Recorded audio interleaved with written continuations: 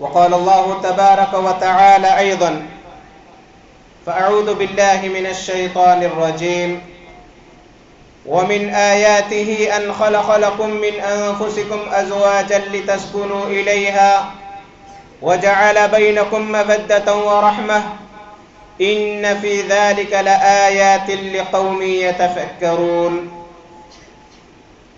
وقال عليه الصلاة والسلام: تنكح المرأة لأربع: لمالها ولحسبها ولجمالها ولدينها فاظفر بذات الدين. رواه البخاری. معزز سامعین، آج کے خطبہ جمعہ میں نکاح کا معیار کیا ہونا چاہیے، اس عنوان پر کچھ باتیں رکھنے کی کوشش کروں گا۔ ہم دیکھ رہے ہیں کہ جگہ جگہ شادیوں کا موسم چل رہا ہے۔ شام کے وقت جب ہم سڑک پر نکلتے ہیں تو مختلف شادی خانوں کے سامنے مختلف تماشے نظر آتے رہتے ہیں۔ ایسے معلوم ہوتا کہ جو لوگ مہنگائی سے پریشان ہیں، حقیقت میں کوئی پریشان نہیں ہے، بلکہ مال اتنا ہے کہ لٹایا جا رہا ہے۔ بینڈ باجے، بارات، ڈیکوریشن، اپنی حیثیت، اپنی انا، اپنی بڑائی، اپنا اسٹیٹس بنائے رکھنے کے لیے، لوگوں کے سامنے جھوٹی شہرت کے لیے، باوجود یہ کہ پیسہ نہیں ہے، آمدنی کم ہے، ادھر ادھر سے قرضے لے کر، قرضے نہ ملے تو فائنینس پر پیسہ اٹھا کر بینکوں سے لون لے کر اپنی جھوٹی شان دکھانے کے لیے جو تماشے کیے جاتے ہیں، اللہ تعالی حفاظت کرے ہمارے معاشرے کی۔ معزز سامعین، نکاح یہ ایک پاکیزہ اور مہذب رشتہ ہے۔ دنیا کے تمام رشتوں میں جو سب سے پہلا رشتہ قائم ہوا وہ یہی نکاح کا حضرت آدم علیہ السلام اور حضرت حوا علیہ السلام کا تھا۔ اللہ نے سب سے پہلے ان کے جوڑے کو پیدا کیا اور ارشاد فرمایا: وَخَلَقَ مِنْهَا زَوْجَهَا، اور ہم نے انہی سے ان کی بیوی کو پیدا کیا۔ ہم نے نکاح کو لوگوں کے دکھاوے کا ذریعہ بنا دیا،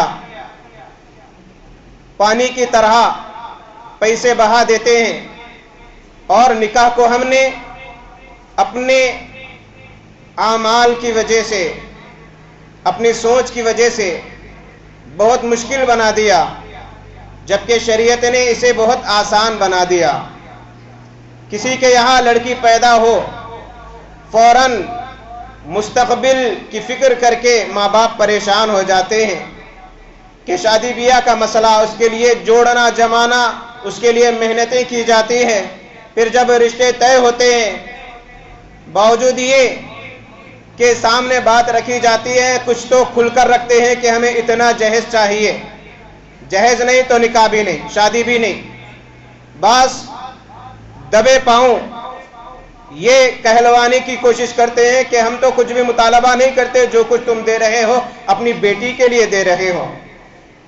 ان سے اس نیت واضح ہو جاتی ہے کہ کس انداز کی نیت ہے۔ اگر کوئی نہ مانگے کہ ہم کوئی چیز لینے کے لیے تیار نہیں، سادہ سیدھا نکاح کریں گے، لیکن کھانا معیاری ہونا چاہیے، اتنے ڈش ہونا چاہیے، کیونکہ ہمارے وی آئی پیز رشتہ دار بھی ہیں، ورنہ وہ ناراض ہو جائیں گے۔ یہ ہماری سوچ، یہ ہمارا مزاج بنا ہوا ہے۔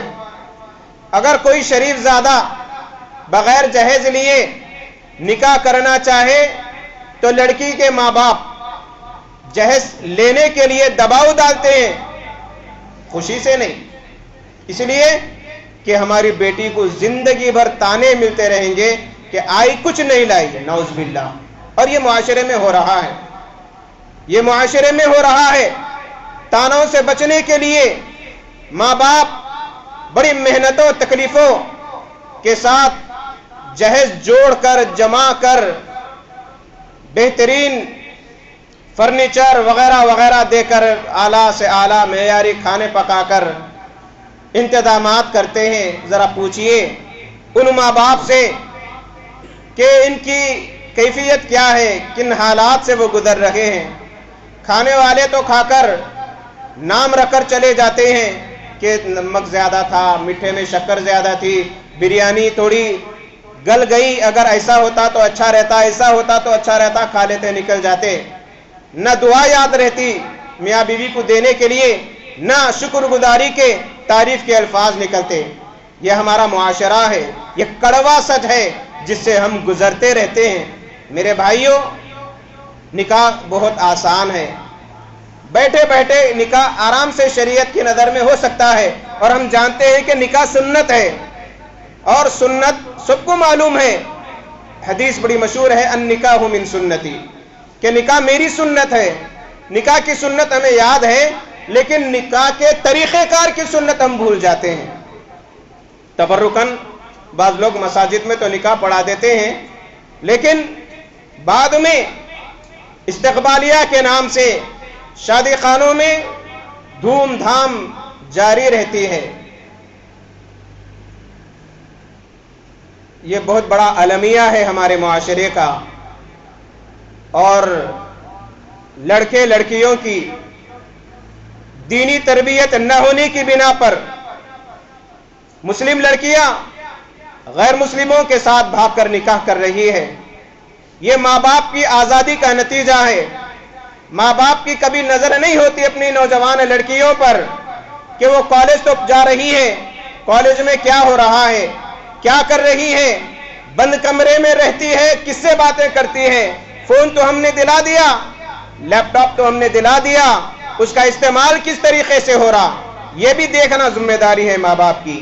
وہی معاملہ لڑکوں کا بھی ہے۔ نوجوان لڑکوں کی راتیں چبوتروں پر گزرتی ہے، ہوٹلوں پر گزرتی ہے، گپ شپ میں گزرتی ہے۔ کتنے لوگ ہیں جو عشاء کے کچھ دیر کے بعد آرام کرتے ہیں اور فجر میں اٹھتے ہیں، بلکہ کبھی رات کے 2 بجے، رات کے 3 بجے کبھی سفر سے آنا ہوتا ہوگا۔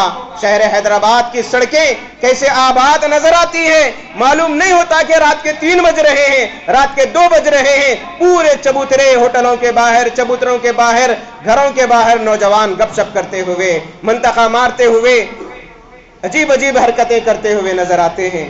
میرے بھائیوں، تربیت ماں باپ کی ذمہ داری ہے، اور تربیت کا وقت بچپن سے ہوتا ہے، اور تربیت کا وقت نیک بیوی کے انتخاب سے ہوتا ہے۔ ہم نے دنیا داری کو ترجیح دے کر دین کو ثانوی حیثیت دی ہے، جبکہ شریعت نے دینداری کو نکاح کا بنیاد قرار دیا۔ اور آج کے معاشرے میں جہیز کی لعنت کے خاتمے کے لیے ہر نوجوان کو اٹھنا ہے، ہر نوجوان کو اٹھنا ہے۔ نوجوان اگر چاہے تھوڑی توجہ دے، مہم چلائے، تو جہیز کی لعنت ختم ہو سکتی ہے۔ لڑکی والوں پر شریعت نے کوئی بوجھ نہیں ڈالا، نہ جہیز کا، نہ کھلانے کا، نہ پلانے کا۔ عہد نبوی میں جو شادیاں ہوا کرتی تھی، گھروں میں رشتے طے ہوتے تھے، اور ہم نے یہ طریقہ لاک ڈاؤن میں کیا۔ 2 گھنٹے کا لاک ڈاؤن کھلا، نکاح ہو گیا 10 بجے، 6 بجے، 5 بجے، صبح نکاح ہو رہے تھے۔ کیا جب وہ حالات میں نکاح سنت کے مطابق کر سکتے ہیں تو کیا آج نہیں کر سکتے؟ کیا اللہ نے دولت اس لیے دی ہے لٹانے کے لیے کہ اللہ سوال نہیں کرے گا؟ لاک ڈاؤن میں پریکٹیکلی مسلمانوں نے مثال پیش کر دی، چاہے تو آج بھی وہ ہو سکتا ہے۔ دن میں نکاح رکھیے، کیا ضرورت ہے پوری رات نکاح میں گنوا دینے کی؟ اور نکاح کتنا آسان ہے۔ نکاح کے لیے لڑکی کے لیے ولی شرط ہے، ایجاب قبول ہونا، दो गवाह मौजूद रहना, ईजाब कबूल यानी लड़की का जो निकाह पढ़ा रहे हैं लड़के का, वाज़ेह अल्फाज में कहना कि फलां का निकाह फलां से इतने महर में किया गया, लड़की ज़बान से अदा करना कि हाँ मैंने कबूल किया, इसलिए कहते हैं ईजाब कबूल। ये शर्त है, लड़का अपनी इस्तिताअत के मुताबिक महर दे रहा है, 1 रुपए से लेकर 1 लाख रुपए तक, कोई हद मुकर्रर नहीं। यहां तक कि अगर कुछ नहीं है, कुरान की चंद सूरतें याद दिलाना यह भी महर बन सकता है। यह भी सहाबा का तरीक़ेकार रहा। ईजाब कबूल हो गया, महर दे दिए, निकाह पढ़ा दिया गया, कानूनन जो कार्रवाई करना है काजी के जरिए वो कर दी गई, खत्म। 5-10 मिनट में निकाह हो जाता है। चंद बड़े लोग बैठकर ये मामला आसानी से हल कर सकते हैं। न दावत की जरूरत है, न कुछ न किया। शादी की रस्म को खत्म करने के लिए एक मुहिम चल रही है अल्हम्दुलिल्लाह। बाद मगरिब या बाद असर निकाह हो रहा है और उसी दिन बाद इशा वलीमा हो रहा है। बेहतर है कि बाद मगरिब निकाह रख ले और बाद इशा वलीमा रख ले। लड़के वालों पर कोई बोझ नहीं होगा, 2-2 बार वक्त निकाल कर लोगों को आने की जहमत भी नहीं होगी, और जो दावत आने वालों को खिलाने की नीयत है वो वलीमे के जरिए पूरी हो जाएगी। इतना आसान शरीयत ने निकाह को रखा, हमने उतना ही इसे मुश्किल बना दिया। जिना आसान हो गया, बदकारी आम हो गई, आसान हो गई, लेकिन निकाह बहुत मुश्किल हो गया। दूसरी निकाह का भी रिवाज खत्म हो चुका है। कितनी मुतल्लका खवातीन, बेवा खवातीन हमारे मुआशरे में नजर आती है। मुआशरे वाले से ऐब समझते हैं। कोई अगर ये इंसाफ का तकादा करते हुए अगर इस जानिब तवज्जो दे तो मुआशरे में उसका मजाक उड़ाते हैं, मुआशरे में मजाक उड़ाते हैं। बल्कि शरीयत ने इसे मना किया।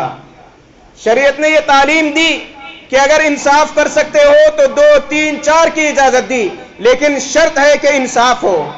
आज किसी का निकाह होने के बाद अगर वो अपनी बीवी से कह दे या कुछ बात पहुंच जाए, दूसरा निकाह करना चाह रहे हैं, तो इसीलिए रोका जाता कि मुआशरे में दूसरी शादी के बाद पूरी तवज्जो दूसरी बीवी की जानिब हो जाती है। पहली को बिल्कुल नजरअंदाज कर दिया जाता है, अटका कर रख दिया जाता है। ना खुला की इजाजत, ना तलाक की इजाजत, बल्कि वो तड़पते उसी हालत में रहती है। ये आज मुआशरे में का आलमिया है।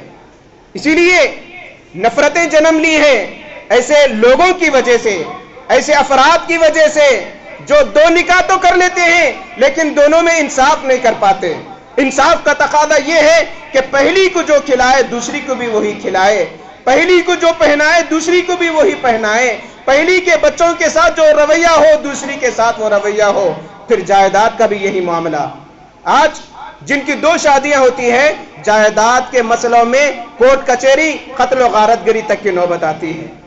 ये पहली बीवी के बच्चे, ये दूसरी बीवी के बच्चे अब लड़ रहे हैं, फायदा तीसरे लोग उठा रहे हैं। मेरे भाइयों, शरीयत ने निकाह को आसान करार दिया और मेयार जो बनाया वो दीनदारी है। दीनदारी को तरजीह देना चाहिए। शरीयत ने फज़फर बिज़ाति दीन कहा, तुनकहुल मरअतु लिअरबईन। 4 चीजों की बिना पर लोग आमतौर पर निकाह करते हैं औरत से। माल की बिना पर, हसब व नसब की बिना पर, खूबसूरती की बिना पर, दीन की बिना पर। शरीयत ने 3 चीजों को सेकंड दर्जा दिया और पहला जो दर्जा दिया फज़फर बिज़ाति दीन, दीनदारी को तरजीह दो, कामयाब हो जाओगे। दीनदारी ये मेयार होना चाहिए और इससे जिंदगी पुरसुकून गुजरेगी, जिंदगी में राहत मिलेगी, जिंदगी बिल्कुल आसानी के साथ गुजर जाएगी। आज मुआशरे में जो सबसे ज्यादा झगड़े नजर आते हैं वो यही मियाँ बीवी के झगड़े। शादी होके थोड़े दिन नहीं हुआ, 1 साल नहीं हुआ, लड़ाया झगड़े शुरू। मेरे भाइयों, शरीय तकादों पर अगर अमल करेंगे तो जिंदगी पुरसुकून गुजरेगी। और निकाह के इंतखाब के मौके पर दीनदारी को तरजीह देना चाहिए, चाहे वो लड़के का मामला हो या लड़की का मामला हो। कोई अगर दीनदार लड़का है, हाफिज है, आलिम है, इसलिए निकाह नहीं करवाते अपनी लड़कियों का कि वो क्या कमाएगा। खिलाने वाली जात अल्लाह है, نہ صلاحیتیں سے پیسہ کما سکتے ہیں، نہ ڈگریوں سے پیسہ کمایا جا سکتا ہے۔ کھلانے والی ذات اللہ ہے، اللہ تعالیٰ انتظام کیا۔ ہمارا ایمان اتنا کمزور ہو گیا کہ ہم دنیا دار لوگوں کو تو ترجیح دیتے ہیں، اپنی بیٹیوں کے لیے دیندار کو ترجیح نہیں دیتے۔ وہی لڑکے والوں کا معاملہ ہے، جب لڑکی کے نکاح کا معاملہ آتا ہے اس لیے انکار کر دیتے ہیں کہ لڑکی خوبصورت نہیں ہے، جبکہ شریعت نے، رب نے اعلان کیا لَقَدْ خَلَقْنَا الْإِنسَانَ فِي أَحْسَنِ تَقْوِيمٍ، ہم نے انسان کو بہترین طریقے سے پیدا کیا، موٹے الفاظ میں خوبصورت بنایا۔ تو رب کی تخلیق پر ہم الزام بھی نہیں لگا سکتے۔ رب نے جب خوبصورت کہہ دیا، بہتر کہہ دیا، تو پھر کسی کو گنجائش نہیں ہے کہ مخلوق پر الزام لگائے۔ میرے بھائیوں، پوری باتوں کا خلاصہ یہ ہے کہ آج نکاح جو ہمارے ہو رہے ہیں سنت کے مطابق ہونا چاہیے، اور جہیز کی اور نکاح کے شادی کو رسم ختم کرنے کے لیے، خاتمے کے لیے مغرب کے بعد یا عصر کے بعد نکاح ہو، عشاء کے بعد ولیمہ ہو، تو انشاءاللہ یہ رسومات آہستہ آہستہ ختم ہو جائیں گے۔